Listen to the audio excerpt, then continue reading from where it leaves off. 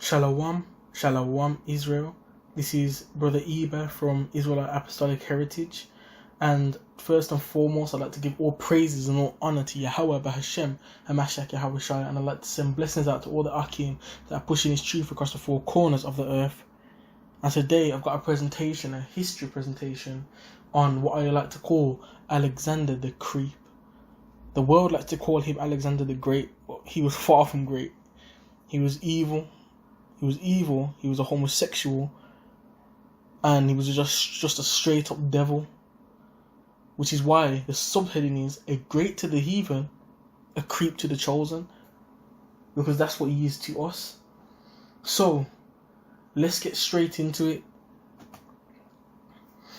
So first, I want to get you to understand that it's the Most High that's in charge of this earth. It's the Most High that chooses who is in charge, who has control over the kingdoms. He's the one that decides that, not us. So when He chose us to be a nation of kings and priests, we didn't choose it ourselves. The Most High gave that to us. So it was up to us sorry, Salakia. It's up to us to take on the role that He gave us, because He gave us that role. He's the one that gave us that role. It's not like we one day woke up and says, yeah, we're gonna be the chosen people. We're gonna be the people that the Most High uses. We didn't think that. But let's get into the scriptures anyway, because I want to get you to understand that the Most High is the one that's allowed this to happen. So we're gonna read this scripture that should be up on your screen, and it's Daniel chapter 4 and verse 17. You can go look this up yourself. It says, "This matter is by the decree of the watchers, and the demand by the word of the holy ones, to the intent that the living may know that the Most High ruleth in the kingdom of men, and giveth it to whomsoever He will, and setteth up over it the basest of men." So the Most High will set anyone up over it, even the basest of men, even those that you would deem to be simple, the ones that really don't really get the spiritual side of life, the basest of men, which is what we find is in charge today. So we've got Donald Trump in charge, we've got Boris Johnson in charge here, but these men have no spirituality, no spiritual understanding, and the Most High will set them up over nations, or allow them to be set up over nations, so that way He could get us to understand what's going to happen if we aren't following Him, if we aren't keeping Torah. Read Job 9 and 24 as well, because the Most High lets us know. He lets us know that the wicked are ruling at this point in time. The wicked are ruling right now. Read it. The Most High has allowed Alexander. The Most High has allowed Alexander to conquer. He's the one that allowed it to happen. He allowed it to happen, and that's how Greece, or the ancient Grecian kingdom, came into power. So let's continue. So let's actually take a look at Alexander the Great. So for one, he lived at around 356 BC to 323 BC. He was originally the king of Macedonia, and that's when his father was assassinated, so then he took over as king. He overthrew many kingdoms and ruled the known world at the time. So this was between 336 BC and 323 BC. And he held many titles, so he didn't just hold one title. This is after he conquered many different nations. This is after he conquered, and it says he held the titles of King of Macedonia, the Pharaoh of Egypt, King of Persia, and the Lord of Asia. And now, because he spread himself throughout the known world at the time, all of the culture, all of the Greek culture was spread throughout those places, and different nations became Hellanized, which is what also happened to us. But let's continue looking at this. So this is the creeps conquered kingdom. This is how much he took over. This is how much he was in control of, how much land he was in control of. So you can see that he went all the way from Macedonia, which is where he was originally from, and conquered all of these lands. Conquered all of them. And this is what he was in control of, because the Most High allowed him to conquer that. Because there's no way one man could do that on his own without any intervention. No way. The Most High allowed it to happen. He allowed. So let's continue looking at this. So we're gonna start looking at Alexander's interactions with our ancestors, with our people. So Alexander took Damascus, Tyre and Zidon when he went into Syria. So then what he did is he sent a letter to the high priest to send reinforcements and to make a covenant with them, which the Israelites or the Jews declined, which he was not happy with. And the reason why they did that is because they had already made a covenant with Darius. And we're going to go into that. Because Darius was the king of the Medes, the Medo-Persian Empire.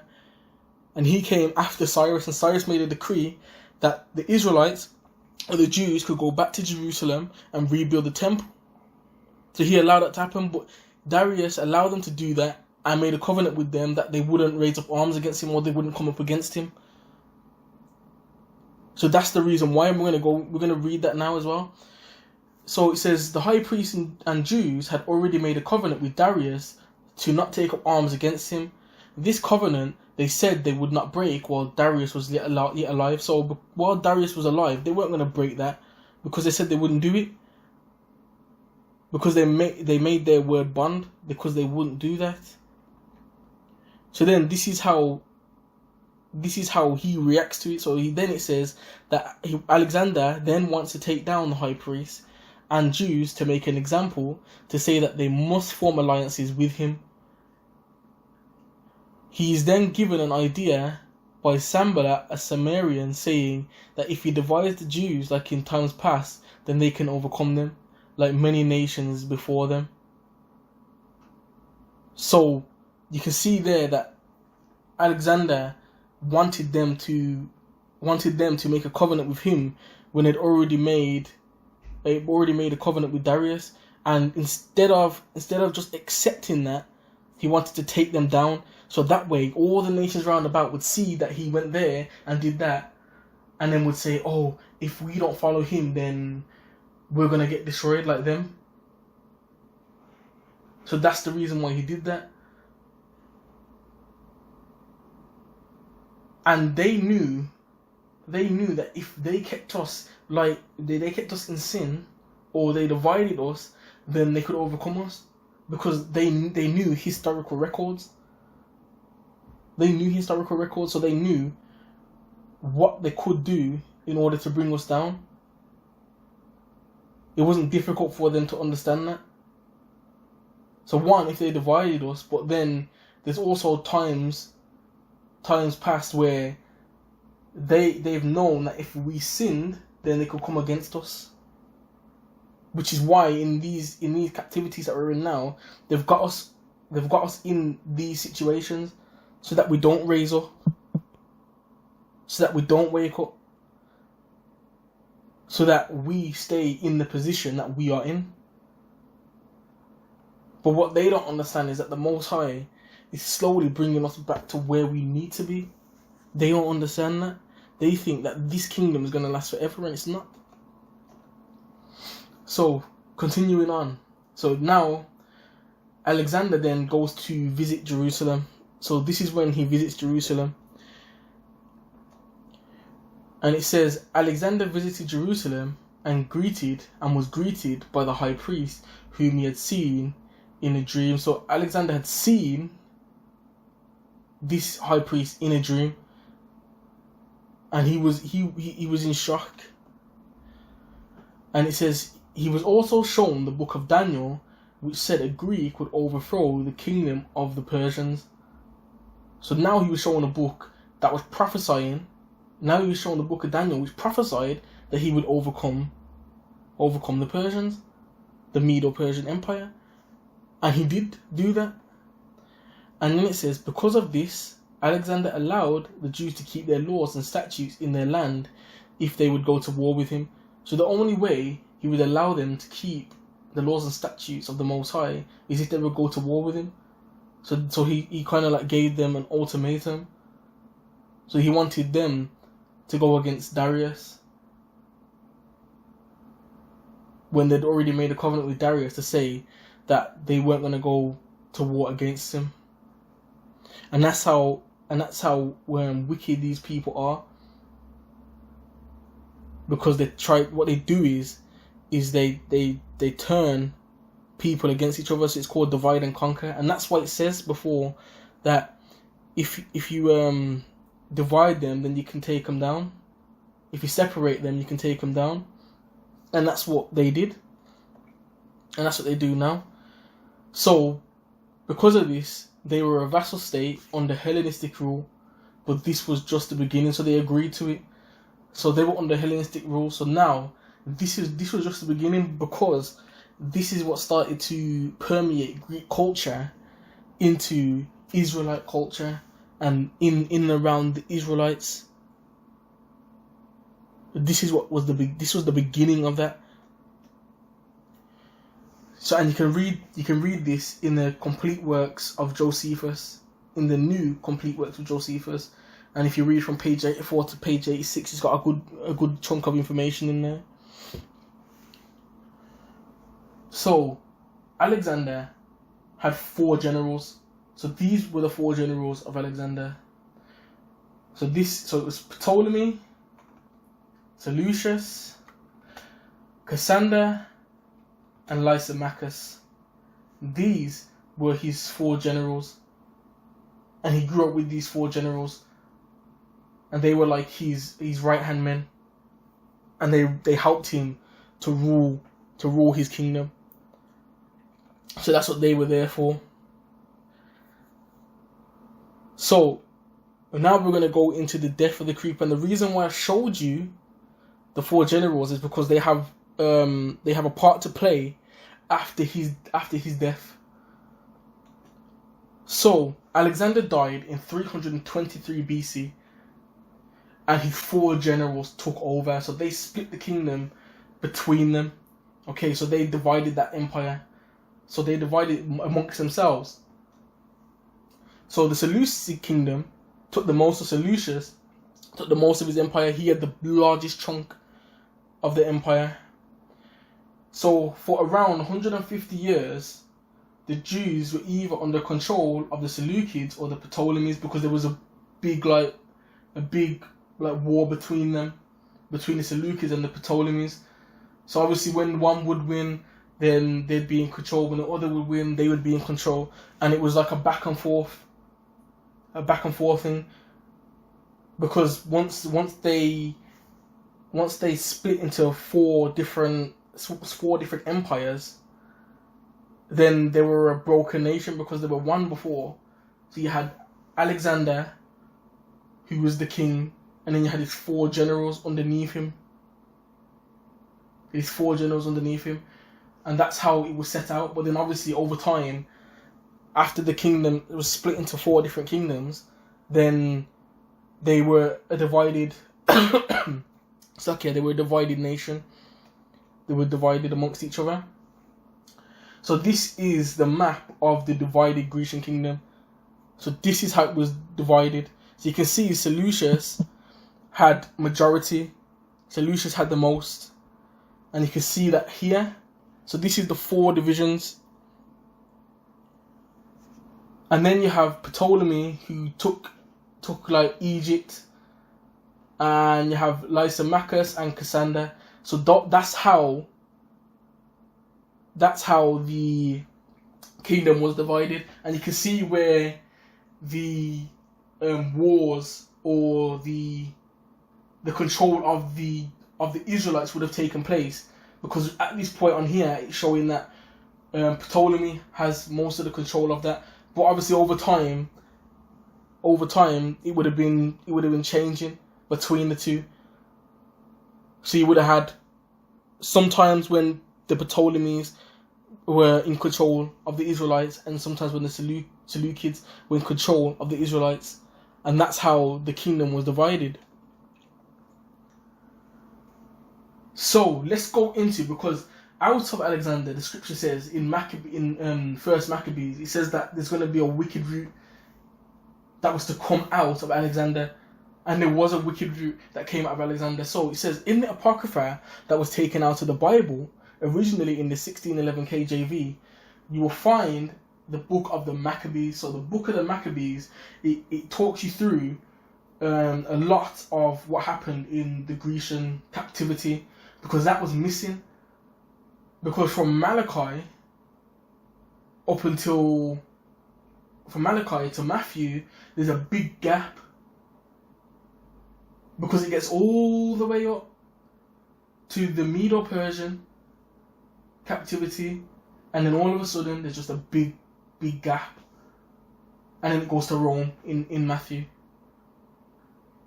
But there was stuff that happened in between, and they took that out so that we would be confused, so that we wouldn't know this part of our history.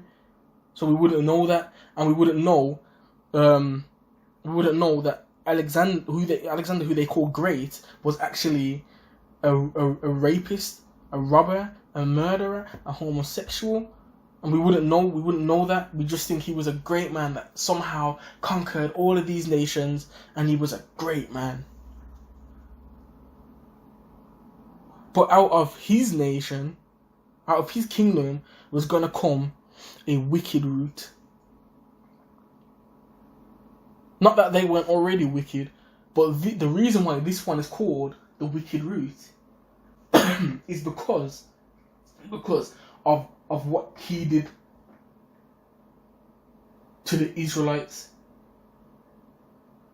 That's the reason why. Because although the kings before went down there and did a heap of madness, none of them went as far as this wicked root. None of them went as far as this wicked root. So in 1 Maccabees 1, it talks about Philip, a king of Macedonia, whose son Alexander takes over when he dies. So even in the scriptures it talks about Alexander and how he took over his father when his father died, when his father was assassinated. And it says Alexander then conquers multiple kingdoms, and when he dies, he gives his kingdom over to his 4 generals, which we read before. And this is in secular history. This isn't just in the Maccabees. This is in secular history. You can go and read it. It's all there. It is all there. So then it goes on to say that it then goes on to say that out of that kingdom, which is the Grecian kingdom, would come a wicked root, and his name was Antiochus. Although they were all wicked, he would take it to another level. And his name was Antiochus Epiphanes. And he was Antiochus the fourth. And he was surely a wicked root. So let's have a look at Antiochus. So he reigned around 175 BC to 164 BC. So when he went to go conquer Israel and the Jews, he made laws so that we couldn't keep. Our customs, our culture. He made it so that we couldn't keep the Sabbath. We couldn't circumcise our children. We couldn't read our own books. They threw all that out the temple. And we couldn't even call ourselves Israelites. We couldn't call ourselves Jews. We couldn't speak about our nationality, because he told us that we had to say that we are Greeks, even though we're not, even though we were Israelites. And because of this, we weren't allowed to worship the Most High Power of Israel, because we weren't keeping his law, statutes, and commandments. And in that time, there would have to come a people within Israel that would have to fight against them. And we're going to talk about that a bit later. So let's continue on with the wicked root Antiochus. So it says, because of Antiochus, the Grecians tried to make the Jews eat swine, and they also sacrificed swine on the altar. So because of this, because of Antiochus, he's the one that made them do this, made them eat swine and sacrifice swine on the altar. All because he wanted to be in control. He wanted to say, you've got to do what I say. Again, like with Pharaoh, when we were in Egypt, he says, who is this God of the Hebrews? Who is this God of the Hebrews? I don't know this God of the Hebrews. That's what he's saying by doing this. Because he thinks nothing's going to happen to him. He thought nothing was going to happen to him. But a lot of people that are like that have a rude awakening coming. So then it says, they were also forced to follow the religion of the Grecians, which is why they were not allowed any of their holy books. So we had to follow all their religions. They even made them worship Zeus in the temple. Took out all the holy books, and made them keep Grecian religion in the temple of the Most High. Made them do that. Made them sacrifice swine on the altar. Made them eat swine. Tried to force them to eat swine. Tried to have them doing a whole heap of madness. Taking statues of Zeus into the temple. So then it says also, the reason they were not allowed to call themselves Jews is because they had to say that they were Greek. So like I said before, they couldn't even call themselves their own nationality. They couldn't do that. They had to say that they were Greek. Otherwise, they were put to death. They would put them to death for saying what they really are. But they were allowed to live for purporting a lie. And that's the way this kingdom thinks things are going to run. This kingdom doesn't know that lies can only last for a time. So like I was saying, if they didn't follow any of this, then they were put to death. And a lot of our people were put to death because they were a staunch people. And they would fight for what's right. So, let's look at the Greek kingdom in the Maccabees. Because you can find a lot of the history in the time of the Greek rule in the Maccabees. You can find it in there because that's the place where it is. That was taken out of the scriptures. Why? Why was it taken out? It shouldn't have been. Because that goes in line with secular history and it actually happened. But because they wanted to confuse us, because they wanted that large chunk of history taken out, then we didn't know about that. We thought that, well, we didn't know. We just didn't know. There was a big gap in time because it wasn't made aware to us. But we should have known about it. It was all there for confusion. All there for confusion. So, because of the Grecians and the desecration of the temple, there was a revolt led by Judah Maccabees, in which a battle ensued and the temple was rededicated. This is celebrated every year and known as the Feast of Dedication, or known as the Feast of Hanukkah, which you can also find in the Maccabees. And it tells you all about that in there. So the revolt against the Grecians started before this time, when Matthias, Judah Maccabee's father, saw a Jew go to sacrifice to a Grecian idol and killed him. It was then that the revolt really began, because that's when they started to fight against them and started to become militant, and that's when they started to build a military that was going to go against the Grecian kingdom and fight against Antiochus and his wicked kingdom, because he was taking it to a whole nother level. He wouldn't allow them to keep their laws. Even Alexander allowed them to keep their laws only because he tried to make a covenant with them and said, well, if you fight with me, then I'll allow you to. So in order to do that, then they did. Not that it was the right thing to join him, because we shouldn't have made any alliances with any other nations. We shouldn't have done that. So let's read on. This saw the beginning of the revolt that Judah and his brothers would lead against the Grecians in order to keep the laws, statutes, and commandments of the Heavenly Father. Because that was the beginning of it. Once that happened, then that started a trickle effect. And then after that, then Judah Maccabees and his brothers led the revolt against the Grecians so that they could keep the law, statutes, and commandments. And because the Most High was with them, then they won many, many, many, many battles. And it wasn't just one battle, they won many battles they won. And even after Judah Maccabees died, his brothers took over. And they fought for the law, statutes, and commandments. They fought to defend Torah. That's what they did. So let's look at the Greek kingdom in the book of Daniel, because it talks about it in the book of Daniel too.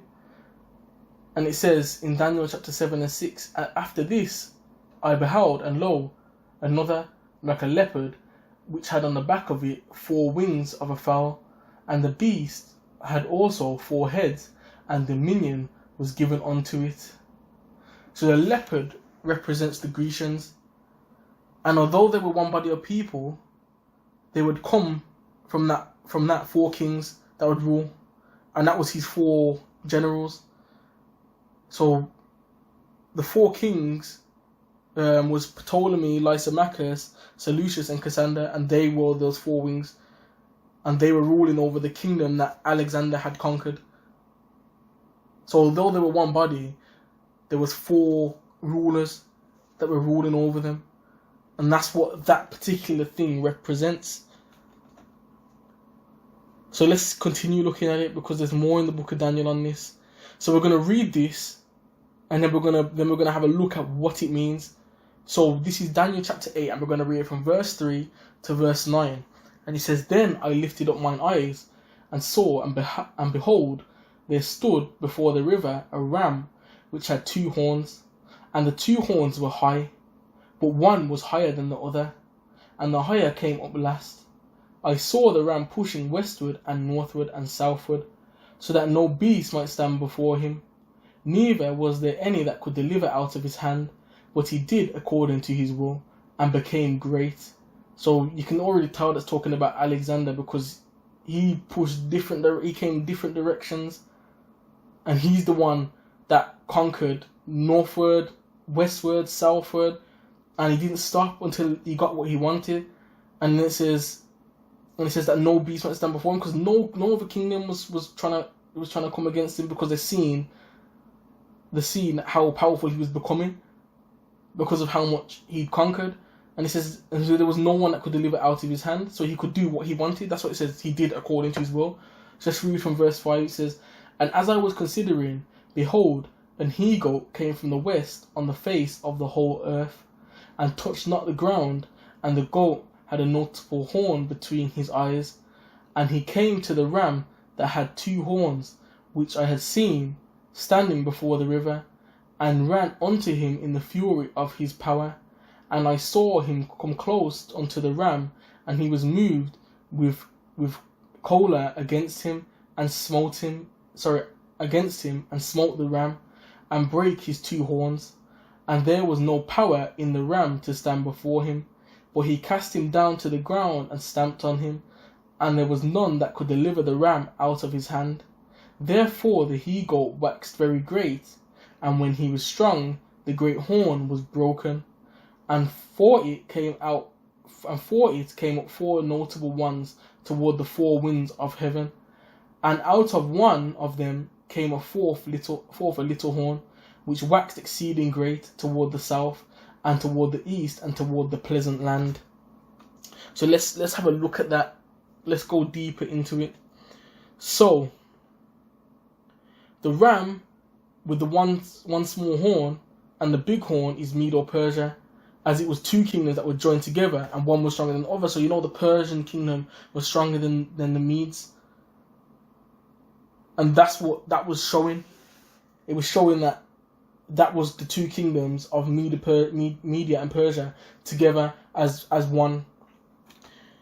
So then it says, the he-goat represented Alexander's Greece as he took over the known world and conquered many kingdoms, like I was saying, because he took over a lot of places, many kingdoms he took over.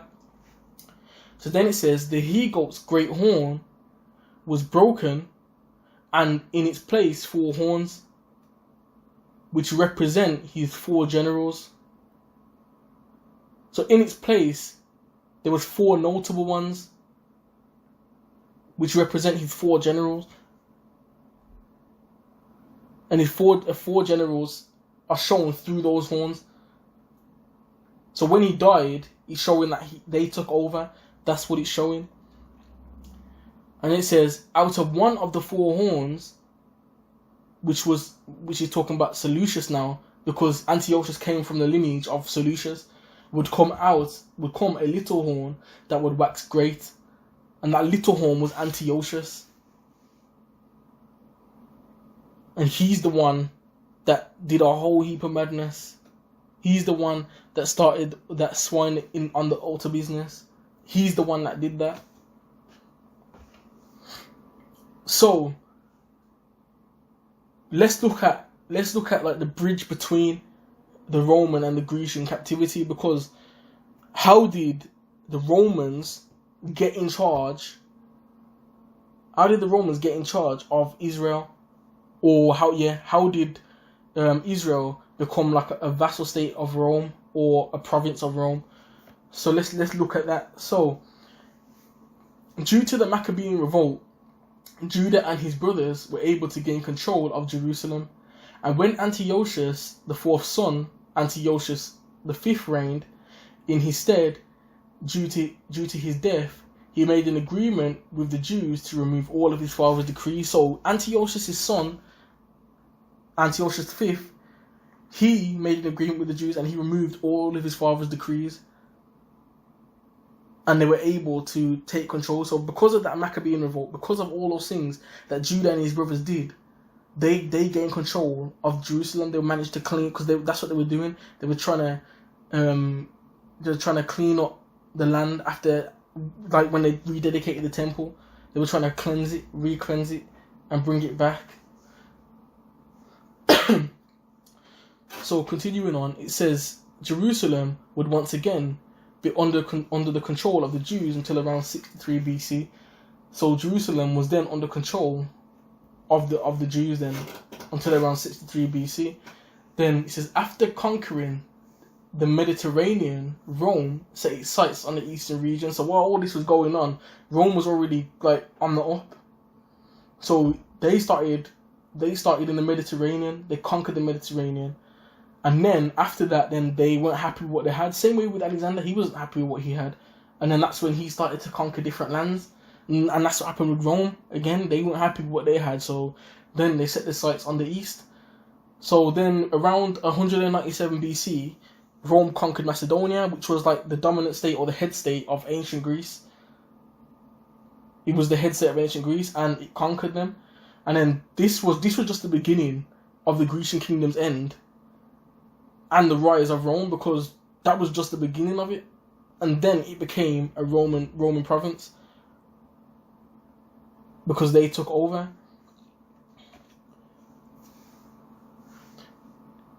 So let's have another look now. So Rome then conquered Greece almost completely by 146 BC, and they became like the dominant and ruling kingdom. And then in 63 BC, Rome conquered Judah or Jerusalem, and they had leaders rule over the nation of Israel, and they would appoint kings, priests, and leaders. So they were the ones that were appointing kings and leaders. But it's the Most High that should have been appointing kings and leaders. They're the ones that should have been doing that. And that's why you'll find in a lot of history that there was other nations that were instead of priests and stuff like that. And then this is where we're going to go into an Edomite king called Herod. So out of this Roman rule would come an Edomite king called Herod, because he was an Edomite. He wasn't an Israelite. So let's look at this. Herod, another so-called the Great, because he's not great. And it says Herod was an Edomite king that was raised as a Jew. Therefore, he was not a bloodline descendant of the Israelites, because he wasn't. His dad was an Idumean, and we're going to read that in a second. Because let's read it now, because it's the bottom.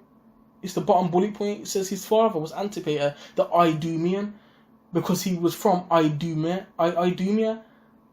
He was an Edomite. He wasn't an Israelite. And he was given power by the Romans because he saved Caesar at one point. And he gave him power. And that's how that's how Herod got into the ranks of being a king. And the only reason even why he got into the ranks of being a king is one, because he was father, but then what he did is that he assimilated our culture like they do now. So he says his ancestors took on the practices and culture of the Israelites, mixing it with much of their own practices. Because that's what they do. They don't just want to accept the practices. They want to try and mix it in with what they think is right. But they don't understand that we didn't make up those practices. The Most High God gave us those practices. He gave us those practices. But then what they want to do is they want to mix the practices of the Most High or Torah with foolishness, which is why nowadays in what they call Judaism, which is a religion, it's not the culture. They believe in the Babylonian Talmud, which comes from Babylon. So if they're following Torah, I don't see why they'd need that. Exactly, because it doesn't make sense. And now at this point, Rome was in total control, because one, they'd taken over Greece, and then they came for Israel, and they took over, and then they put a king over the nation of Israel that wasn't part of that nation, and that's how Herod came into power, and that's how the Herodian Empire was brought about through Antipater the Idumean and his son, the Idumean, whom they call Herod the Great. And it's funny how every person they call great is a wicked liar, murderer. It's funny because that's what they do, because that's what they deem to be great. A person that is dishonest, untruthful, a liar, a murderer. That's what they deem to be great. And this is how the timeline of events happen. So it went all the way from Alexander taking over, then his 4 generals taking over after he died. Then out of one of his four generals' kingdoms came Antiochus. Then after that, then the Romans took over, and the Romans conquered the land and conquered Israel until 70 AD, when they completely ransacked Jerusalem and completely destroyed it and leveled it. So with that, I'd like to say thanks for watching, and I hope you got a bit from this. I hope you got some information, something new that you didn't know. But I thought I'd bring some of that information out about Alexander the Creep and the progression of time through that up until the Roman captivity, because they don't teach us that stuff, or we were never taught that stuff, and there's only a handful of videos out there on this that the Israelites are putting out there. So the Israelites, our people, are putting out a few videos on it, but not a lot. And I think this needs to be brought to the forefront. So again, I'd like to say all praises to Yahweh, Bahashem, Hamashiach, Yahweh Shai. And again, I'd like to send out blessings to all the Akim pushing this truth across the 4 corners of the earth. And with that, I'm going to say Shalom, Walla Walla, Shalawam, peace and blessings to all my Akim and Akawafs out there.